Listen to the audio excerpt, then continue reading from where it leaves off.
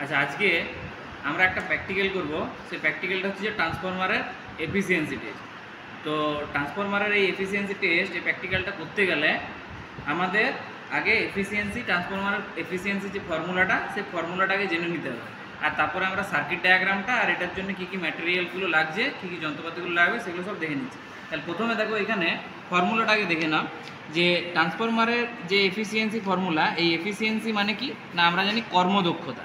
তো আমি এখানে যে ভিএস ইন্টু আইএস আর ভিপি ইন্টু আইপি ইন্টু 100 যেটা লিখেছি, এই এফিসিয়েন্সি আমাদের যে ইউনিট হয়, সেই ইউনিটটা হচ্ছে যে পার্সেন্টেজ হিসেবে আমরা এফিসিয়েন্সির ইউনিটটা বার করে থাকি।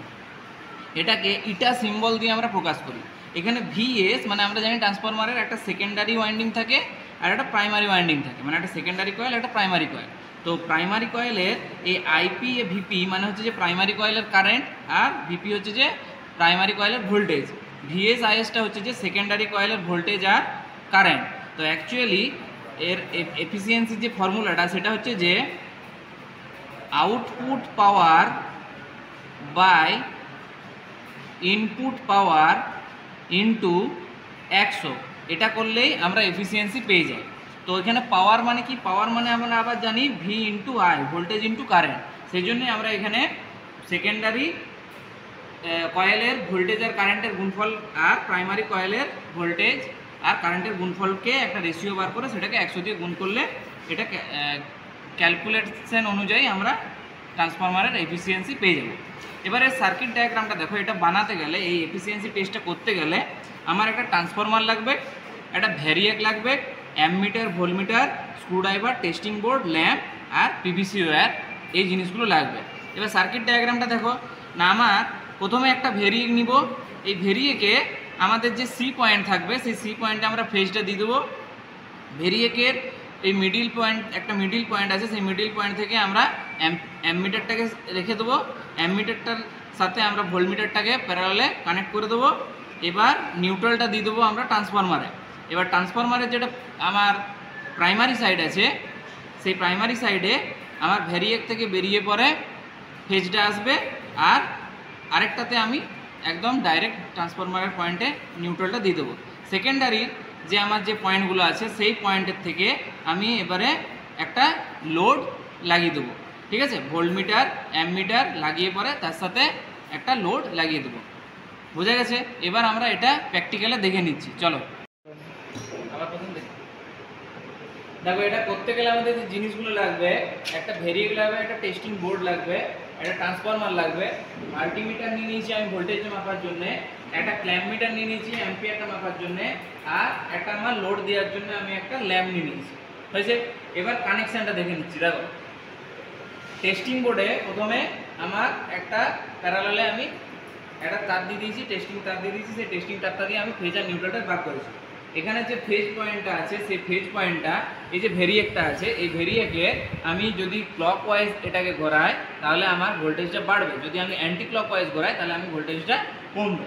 তো এখন এই ভেরিয়েক দিয়ে আমি ইনপুটে ভোল্টেজটা বাড়ানো বা কমানো করতে পারবো ট্রান্সফরমারে। ভেরিয়েকের যে পয়েন্টগুলো আছে দেখো, এ, ই, সি, এই যে তিনটে পয়েন্ট আছে, এই সি পয়েন্ট থেকে আমি কি করেছি না, ফেজটা ইন করেছি। এবার ই পয়েন্ট থেকে আমি বার করে পরে আমার যে ট্রান্সফরমারের যে প্রাইমারি সাইড আছে, সেই ট্রান্সফরমারের প্রাইমারি সাইডের ই পয়েন্টে আমরা দিয়ে দিয়েছি, এল পয়েন্টে। আর নিউট্রালটা, আমাদের যে নিউট্রালটা আছে, সেই নিউট্রালটা আমরা ডাইরেক্ট প্রাইমারি সাইডে দিয়ে দিয়েছি ট্রান্সফরমারে। এবার কি করেছি না, সেকেন্ডারি যে কয়েল আছে, সেই সেকেন্ডারি কয়েলে দেখো আমার এখানে 0, 180, 200, 220, 240 এতগুলো ভোল্টেজ এখানে আমি মাপতে পারবো। ঠিক আছে? তো আমার 0 পয়েন্ট আর 240, এই দুটো পয়েন্ট থেকে আমি লোডটা বার করছি আউটপুটে দিয়ে, এখানে একটা 200 ওয়াটের ল্যাম্প দিয়ে দিয়েছি। এবারে আমরা এটা ক্যালকুলেশন দেখে নিচ্ছি যে এই ট্রান্সফরমারটা আমরা এটা ব্যবহার করলাম, সেটা কতটা এফিসিয়েন্সি বা কর্মদক্ষতার কত। তাহলে যে ক্যালকুলেশন অনুযায়ী আমাদের দরকার কি না, VS into IS by VP into IP into 100, এটা করলেই হয়ে যাবে। তাহলে দেখো, আমরা সেকেন্ডারিতে আউটপুটে আমরা ভোল্টেজ কত পেয়েছিলাম, 182 ভোল্টের মতন, আর কারেন্টটা কত ছিল, 0.65 অ্যাম্পিয়ারের মতন। আর প্রাইমারিতে আমার ভোল্টেজ কত ছিল, 170 ভোল্ট, আর কারেন্ট ছিল 0.8 অ্যাম্পিয়ারের মতন। তাহলে এই মানগুলো এখানে বসিয়ে দিচ্ছি। দেখো, বসিয়ে পরে কত পাচ্ছি না 182 গুণিত 0.65 বাই 170 গুণিত 0.8 হোল গণিত কত আছে 100, আর যেহেতু এককটা হয় পার্সেন্টেজে সেজন্য পার্সেন্টেজ দিয়েছি। এগুলো গুণ করে কাটাকুটি করে লাস্ট যে উত্তরটা বেরোচ্ছে কত 86.9%। তাহলে এর যে ট্রান্সফরমারটা আমরা যেটা ব্যবহার করেছিলাম সেই ট্রান্সফরমারটার এফিসিয়েন্সি আমরা কতবার করলাম প্র্যাকটিক্যাল অনুযায়ী 86.9%। আশা করি তোমরা আজকের এই প্র্যাকটিক্যালটা বুঝতে পেরেছো, ক্যালকুলেশনটা বুঝতে পেরেছো, কীভাবে এফিসিয়েন্সি আমরা বার করলাম সেই ফর্মুলা অনুযায়ী সব কিছু বুঝতে পারলে। তো যদি তাও তোমাদের কিছু অসুবিধা থাকে ভিডিওটা দেখে তোমরা কমেন্টে অতি অবশ্যই জানাবে।